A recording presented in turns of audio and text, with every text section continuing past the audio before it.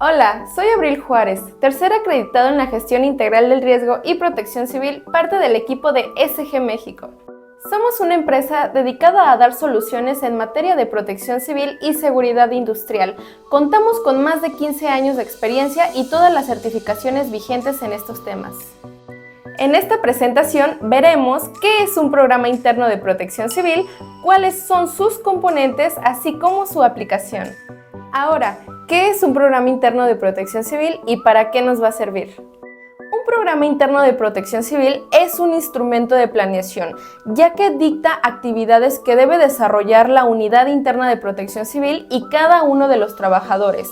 Esto para minimizar o eliminar los riesgos previamente identificados.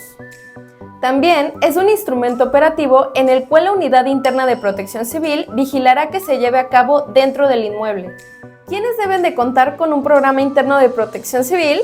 Serán aquellas dependencias, instituciones o industrias que se consideren de riesgo alto. Estos son algunos ejemplos que consideraríamos de riesgo alto: hoteles, plazas, centros educativos, industrias, bodegas, clínicas, hospitales, bares, cines, entre muchos otros más. En México contamos con un marco jurídico que engloba al Programa Interno de Protección Civil y todas sus acciones. Va desde la Constitución Política de los Estados Unidos Mexicanos, donde se establece que todo ser humano tiene derecho a la protección. La Ley General de Protección Civil por parte de la Federación, donde se establecen todos los lineamientos específicos del Programa Interno de Protección Civil, leyes estatales, reglamentos municipales, así como las normas oficiales mexicanas de la Secretaría de Trabajo y Previsión Social, por sus siglas STPS. El Programa Interno de Protección Civil se compone de un plan operativo, un plan de contingencias y un plan de continuidad de operaciones. A continuación, vamos a ver de qué se compone cada uno de estos planes.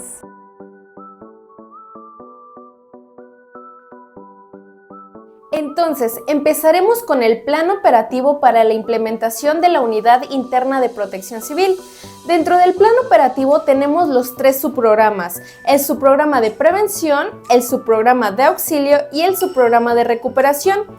En el subprograma de prevención nos dice que debemos contar con 11 documentos elementales, pero antes de establecer el primer punto, que es la organización de esta unidad interna de protección civil, siempre debemos, como industria, empresa o negocio, contar con un marco jurídico que les diga, establezca y ayude a esta unidad interna a llevar a cabo todas estas actividades. Los 11 elementos que debemos de tener documentados son los siguientes. Los 11 documentos elementales son: 1. Organización. 2. Calendario de actividades. 3. Directorios e inventarios.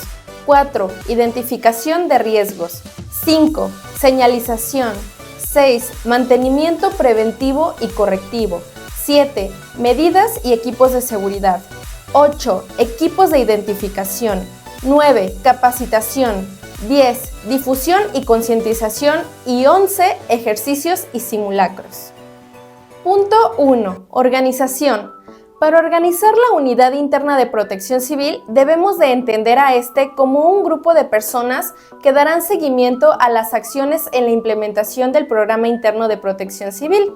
Se sugiere se haga una invitación al personal que labora en el inmueble mediante un oficio.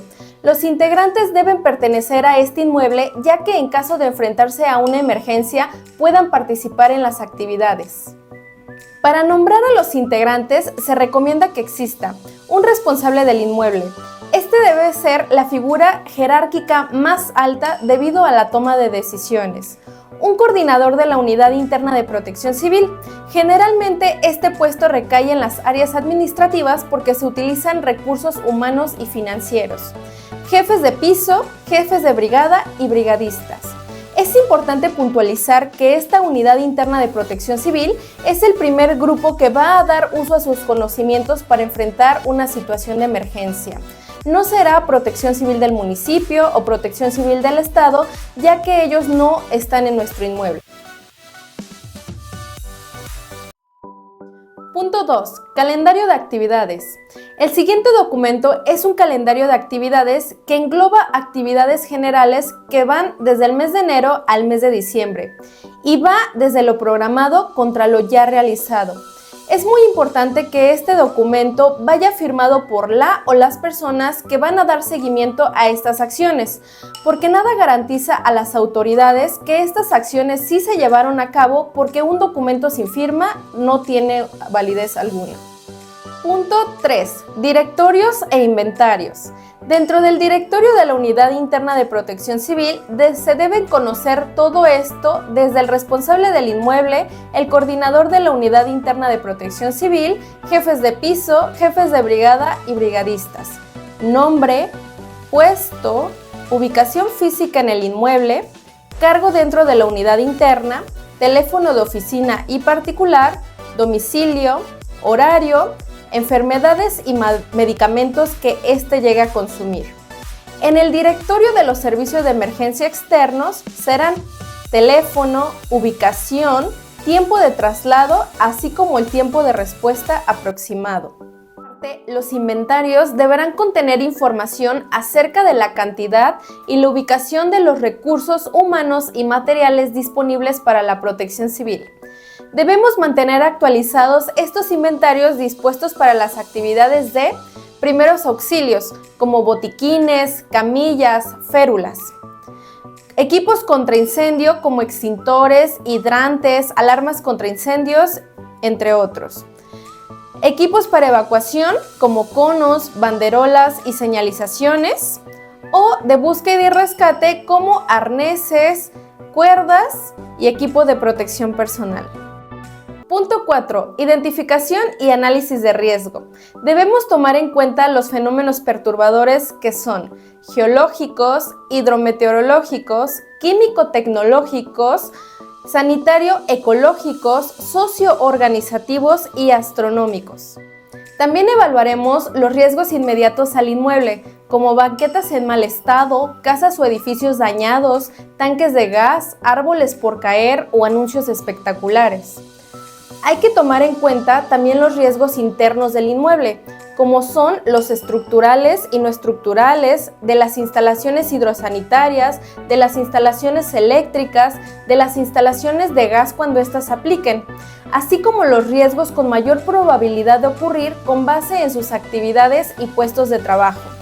También definiremos de cada uno de estos riesgos las medidas necesarias para prevenirlos, eliminarlos o mitigarlos. En un próximo video detallaremos las metodologías para realizar un análisis tanto de riesgos internos como de riesgos externos. Espéralo muy pronto. Punto 5. Señalización. Este conjunto de elementos tiene como propósito que la población identifique los mensajes de información, precaución, prohibición y obligación, y se pone a disposición la norma oficial mexicana 003 de la SEGOP 2011. Si estás interesado en conocer más a fondo sobre toda esta señalización, te dejo por aquí el link para que vayas a nuestro video. Punto 6.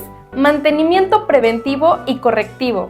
Es importante tener evidencias a través de bitácoras u hojas de servicio, tanto de nuestros equipos como lo son los equipos contra incendios, extintores, hidrantes, detectores de humo, alarmas, etc., como de la realización de trabajos y adecuaciones en el inmueble. Hay que exigir y supervisar el cumplimiento del programa de mantenimiento preventivo. Este es un documento que se establece de enero a diciembre para los sistemas vitales de las instalaciones.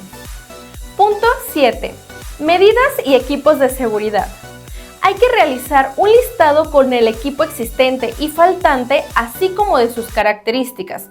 Esto del equipo contra incendios como de las demás brigadas, que son botiquines, chalecos de identificación, megáfonos, etc. Debemos también tener un reporte por cada una de las áreas, que a su vez nos ayudará a detectar lo faltante. Es importante establecer los croquis o planos donde se ubiquen nuestros equipos y señalización. En este punto también vendrán las disposiciones, normas de seguridad y programas especiales como lo son los programas para la atención a personas con discapacidad, restricción de entrada en áreas especiales y de alto riesgo o el manejo de la hoja amarilla para amenaza de bomba, entre muchos otros más. Punto 8. Equipos de identificación.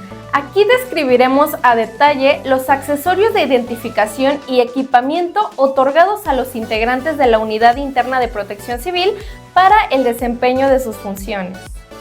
Punto 10. Difusión y concientización. Este punto también es muy importante que se realice dentro del inmueble a través de seminarios, conferencias, talleres, y a su vez entregando material de difusión como carteles, folletos o trípticos. Esto para que los empleados identifiquen los avisos y señales de protección civil, así como instruirlos en qué hacer en caso de una emergencia. Debemos aprovechar e incluir también la importancia de que en cada una de sus casas cuenten con un plan familiar de protección civil. Y para finalizar su programa de prevención tenemos el punto 11, ejercicios y simulacros, que esta es una simulación de acciones de respuesta previamente planeadas ante posibles situaciones de emergencia o desastre, con el fin de observar, probar y corregir una respuesta que ya tenemos establecida. Deben de diseñarse a través de la identificación, análisis de riesgo, así como la vulnerabilidad. Los podemos manejar de distintas hipótesis, como de sismos, incendios, inundaciones, amenaza de bomba. Estos pueden ser de gabinete o de campo, con previo aviso o sin previo aviso. Pueden ser parciales o totales y deben estar establecidos en un programa anual. También debemos de contar con los formatos para su evaluación. El siguiente componente del plan operativo es el subprograma de auxilio, que se compone de objetivo del subprograma de auxilio. Son todas las acciones destinadas a brindar la atención ante una emergencia. Aquí estableceremos procedimientos contestando a las preguntas quién, cómo, cuándo y dónde. También definiremos las respuestas de cada uno de los integrantes de la Unidad Interna de Protección Civil y sus responsabilidades. Para esto, podemos consultar la norma oficial mexicana 002 STPS 2010, numeral 8, en el caso de incendios, y podemos consultar con el Centro Nacional de Prevención de Desastres para los distintos riesgos a los que estamos expuestos.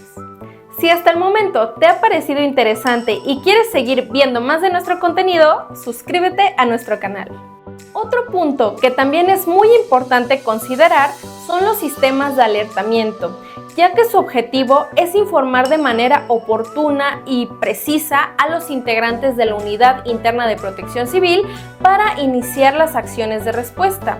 Para esto podemos utilizar bastantes sistemas que van desde sirenas, timbres, silbatos, campanas, luces, entre muchos otros más. Otro punto que debemos incluir es la activación de las brigadas. Esto dependerá de la situación que se esté suscitando para activar a una o a varias brigadas correspondientes a la situación.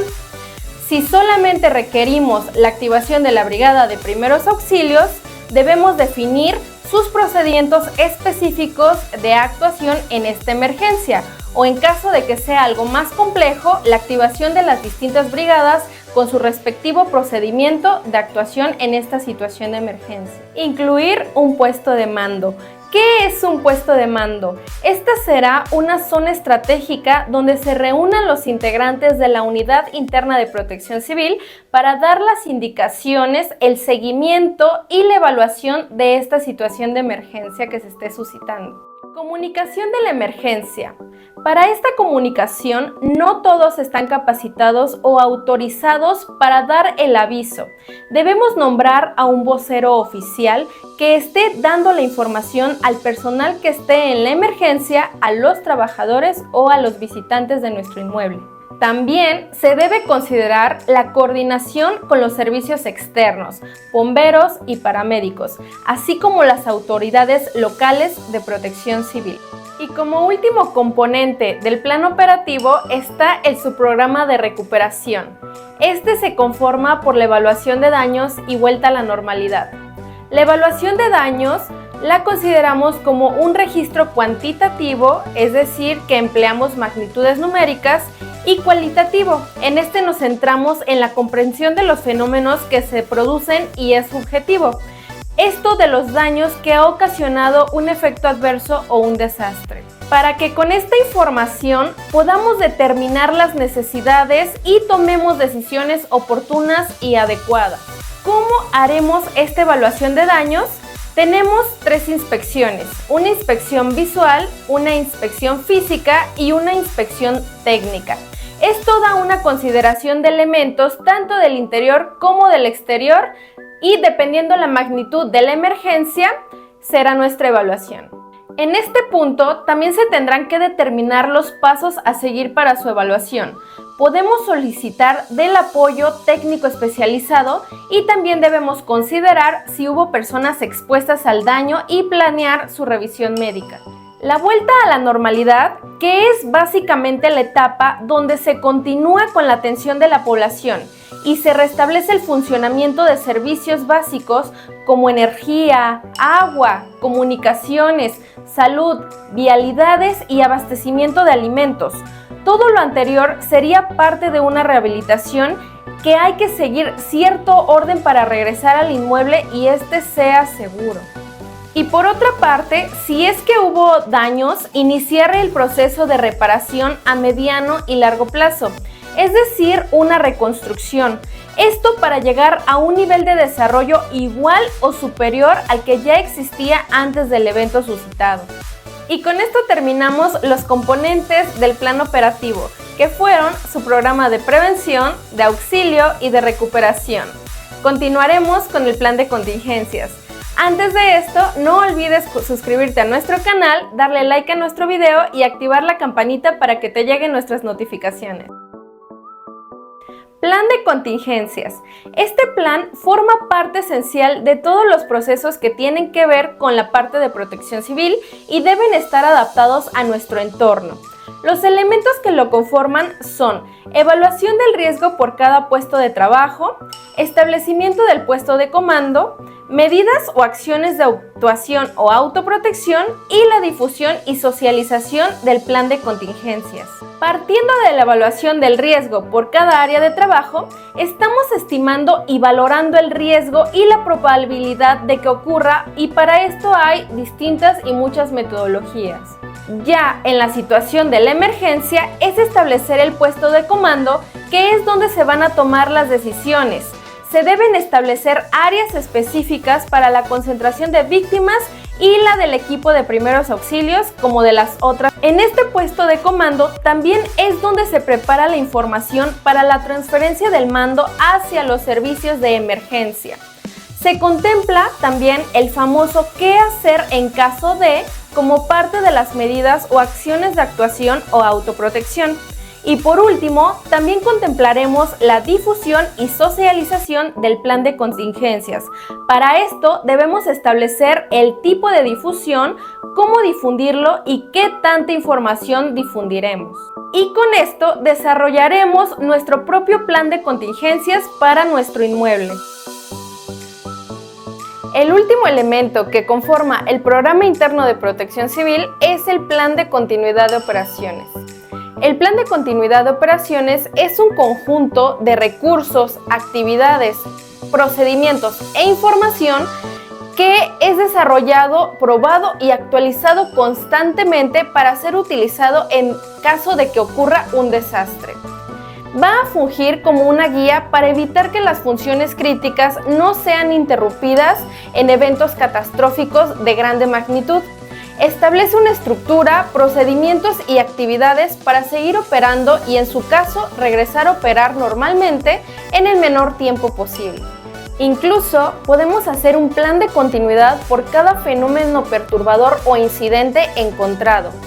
a diferencia del plan de contingencias, que es reactivo, porque este es utilizado únicamente una vez que ha ocurrido un desastre y no contempla medidas preventivas. El plan de continuidad de operaciones, además de contar con medidas en caso de desastre, también analiza las vulnerabilidades y desarrolla contramedidas para mitigar dichas vulnerabilidades. Esta necesidad surge de grandes emergencias o desastres en el mundo, como lo fue la Segunda Guerra Mundial, con la necesidad que tenían los gobiernos de mantener sus funciones o por lo menos las que son más críticas. Y más recientemente se ha desarrollado ante la evolución de los sistemas informáticos, porque muchas instituciones empezaron a ser más dependientes de estos sistemas. Entonces se desarrolló para poder mantener su funcionamiento ante una situación de emergencia o desastre. Debemos preguntarnos ¿cuánto es el tiempo que voy a tardar en recuperar procesos básicos del inmueble y sea en el menor tiempo posible? Básicamente tener un plan B. Este plan debe de ser parte de un ciclo ya que es de muy largo plazo. Lo que tenemos que hacer es diseñarlo en función de la empresa, incluso la evolución que pudiera experimentar el inmueble a lo largo del tiempo. Un ejemplo más reciente de la necesidad de implementar este plan de continuidad de operaciones fue la pandemia por COVID-19, porque hasta qué punto se vieron afectadas las empresas que no habían diseñado sus modelos de negocios en una estrategia de largo plazo. Y algo importante es que no debemos quedarnos con la primera versión de este plan, debemos reevaluarlo y ajustarlo constantemente. Esta responsabilidad del plan de continuidad de operaciones se asume en conjunto por las áreas de finanzas, administración, autoridades internas como los directivos e integrantes de la Unidad Interna de Protección Civil. En resumen, el plan de continuidad de operaciones es un procedimiento que nos permitirá seguir en funciones de operación después de haber ocurrido una contingencia, hasta el restablecimiento de las operaciones normales. Y con esto finalizamos con la presentación de la elaboración del Programa Interno de Protección Civil. Nosotros podemos apoyarte en la elaboración del Programa Interno de Protección Civil para tu empresa con base en las leyes vigentes. No dudes en visitarnos en nuestro sitio web www.sgmexico.mx, contactarnos al teléfono que aparece en pantalla, así como a nuestros correos institucionales. Si quieres seguir recibiendo contenido, suscríbete a nuestro canal y activa la campanita de notificaciones. Yo soy Abril Juárez, tercera acreditada en Protección Civil. Nos vemos pronto.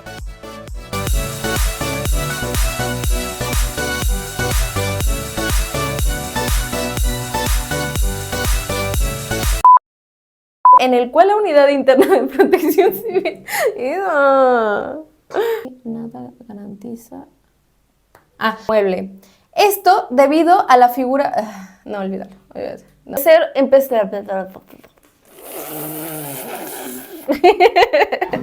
Ya, una vez más y ya. Suscríbete a nuestro canal y activa la campanita de notificaciones. Yo soy Abril Juárez, tercera acreditada en Protección Civil.